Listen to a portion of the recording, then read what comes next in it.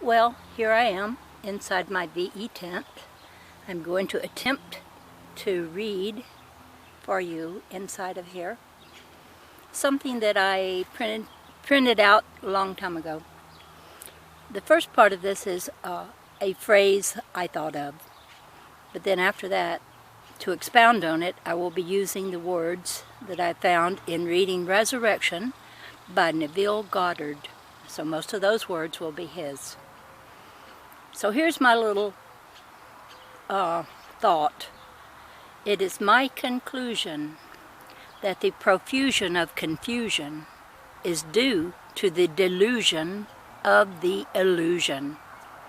Therefore, I conclude that when we realize that our real eyes are when we can visualize, then we can realize or objectify or make real our dreams. And it's also perfectly stated in a simple song we learned as a little child. Roll, roll, roll your boat gently down the stream. Merrily, merrily, merrily. Life is but a dream. But we need to understand the dream. Understanding must be part of our prayer. Blind faith is not required. Therefore, get wisdom, and with all thy getting, get understanding. Learn the law. Ignorance of the law will not excuse you. Learn the universal law of reversibility.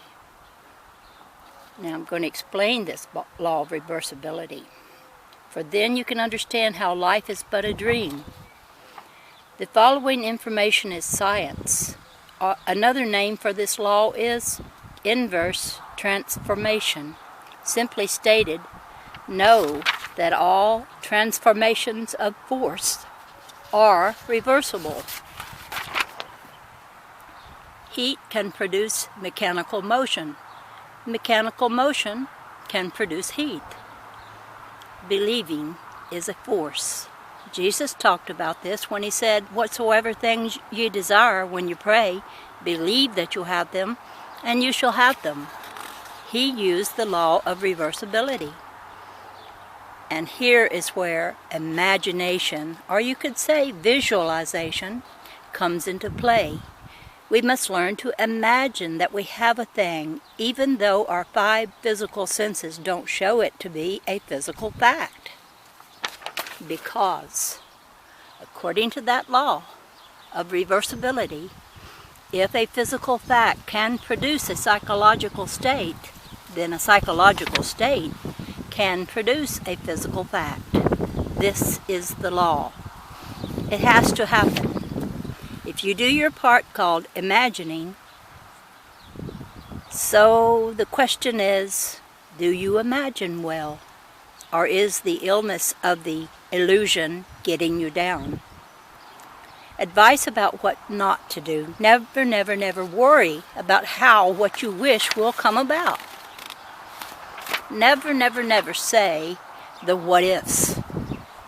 Feel only what you would feel if you were in an already accomplished state, because if a physical fact can produce a psychological state, for instance, you were not feeling very well physically, but then you found out that you won the lottery, and suddenly you feel great physically. Then a psychological state can produce a physical fact. So let's wish without worrying.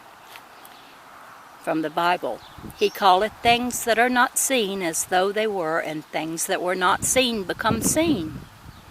Well, that was God, you say. Well, where does God live, if not in you? Remember how God created all that is, and he called it good. That's a great clue. Call everything good, and it will be.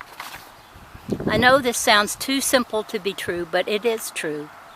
A little child will lead them, it has been said. Simple things can be understood by anyone.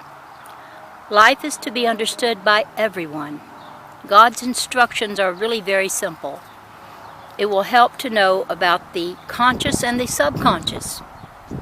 understand the dual nature of consciousness. The conscious part of man is seeing the objective because he is in the physical world where every thought has been clothed upon.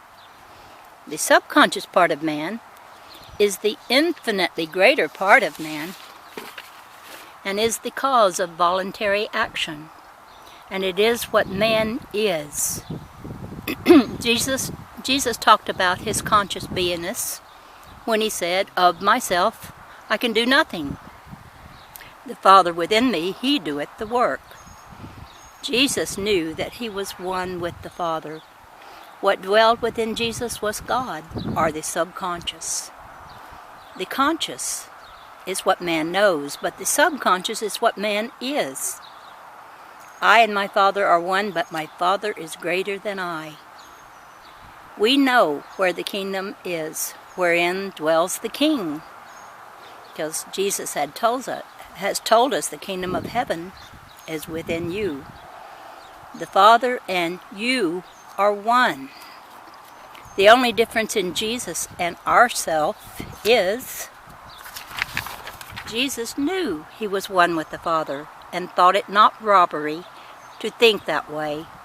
And he said to us, "Greater is he that is within you than he that is in the world." He that is in the world is not the devil. It is our conscious self. It's ourselves that, just like Jesus said, have to say, "Of myself I can do nothing." What can the subconscious do? Anything a man can imagine, for it is written, for it is within man, the subconscious, and it is his powerhouse. It is that in which everything is known. It is that in which everything is possible, to which everything goes, from which everything comes, which belongs to all, to which all have access. We must learn how to pray. Prayer requires a controlled imagination. It's your dream, the stuff that life is made of. So it is most important that we learn this about our subconscious part. It does not think like we do. It assumes that what the conscious part of man feels is the truth, and thus it sets about to make it so. When you think feelingly about things, you are giving the subconscious your instructions to it. You say, I am followed by whatever your conscious sees and reasons is true. But your conscious reasoning is often deceived. Hard to turn these pages. Let the weak say I am strong. Let the poor say I am rich. It is most important to know that our subconscious assumptions influence our behavior, and they fashion the pattern of our objective existence. Our assumptions have the power to say, "Let us make man in our image, after our likeness." The whole of creation is asleep within the deep of man and is awakened to objective existence by man's subconscious assumptions. The conscious mind reasons inductively from observation, experience, education. Therefore, the conscious mind finds it difficult to believe what the five senses and inductive reason deny. The subconscious mind never concerns itself with the truth or falsity of the premise, but proceeds on the assumption of the correctness of the premise, and objectifies results which are consistent with the premise. Prayer, the art of believing what is denied by the senses. So how can we influence our subconscious? Answer: with our feelings. Man transmits ideas to the subconscious through his feelings. But are we careful to control our feeling nature? We must control our feelings about ourselves, about our neighbors, about the people in other lands, about conditions in the world, about our government. So why is it important to concern ourselves with how we feel about others? Because our subconscious mind is one mind. That mind is subject to what assumptions we put into it as a people. It is the subjective mind.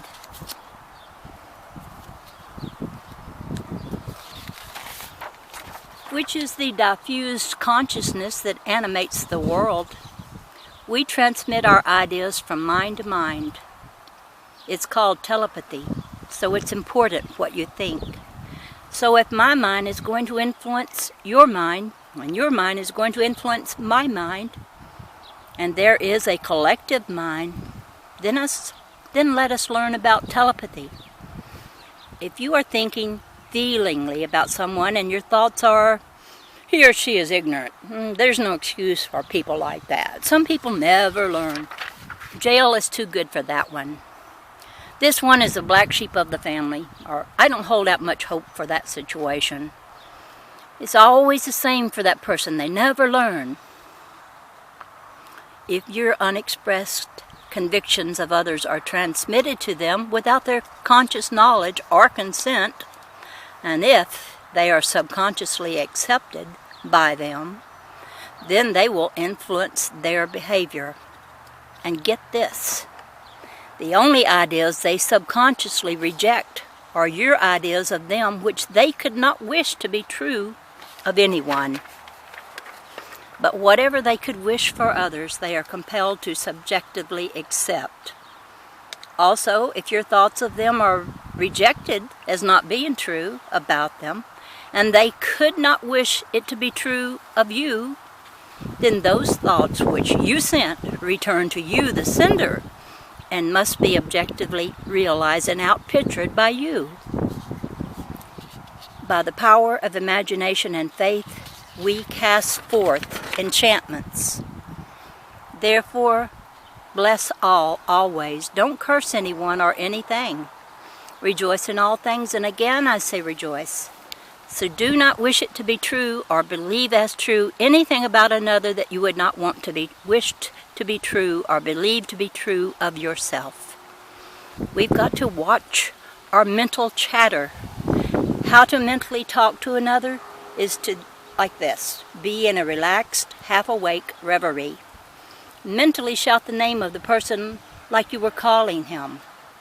Imagine that he has answered.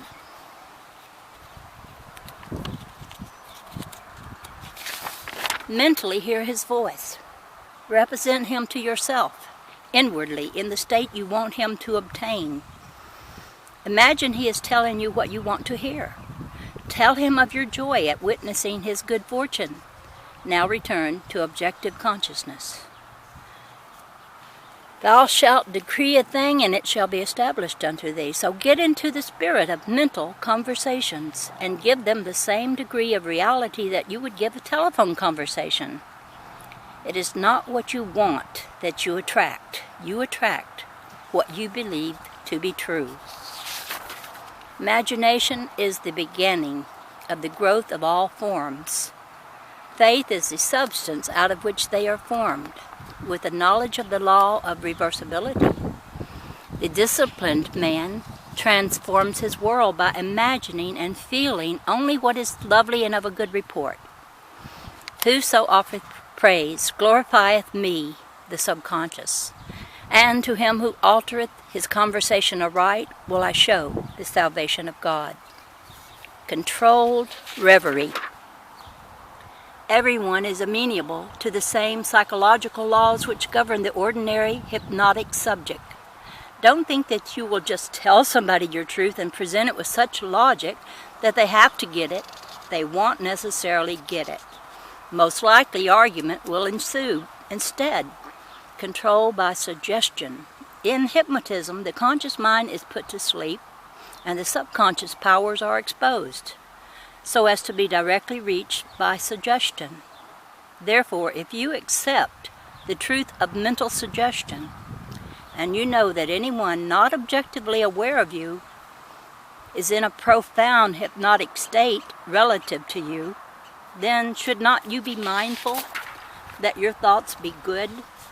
The Bible says it this way, therefore curse not the king. No, not in thy thought, and curse not the rich in thy bedchamber. For a bird of the air shall carry the voice, and that which hath wings shall tell the matter. because what you sincerely believe as true of another, you awaken within him. Love and hate have a magical transforming power, and we grow through their exercise into the likeness of what we contemplate. By intensity of hatred, we create in ourselves the character we imagine in our enemy. Rub out unlovely states by imagining beauty for ashes and joy for mourning. Be in control of your reverie. Take a newspaper fast. Often the things we read about, which are mostly about what is wrong, influence us, and our reverie is influenced, and we are liable to curse or at best get into agreement that things are so wrong. What you curse stays the same. What you bless, you transform. Therefore, if you can read the paper and remember to bless everyone you read about, and remember to bless every situation as well, and you don't take on the emotion of hatred, despondency, confusion, or aggravation for anyone or anything, then read on. But if it is getting you down to know all this, then take a newspaper fast. If you do not control your imagination will control you. Control of the subconscious is accomplished through control of your beliefs, which in turn is an all-potent factor in the production of visible states. Imagination and faith are the secret of creation. He sent his word and healed them, and delivered them from their destructions. For no word of God shall be void of power. Therefore hold fast the pattern of helpful words which thou hast heard. Let's see, how many minutes? I might have to do a second part. Yeah, 16 minutes. Okay, the second part coming up next. Bye for now.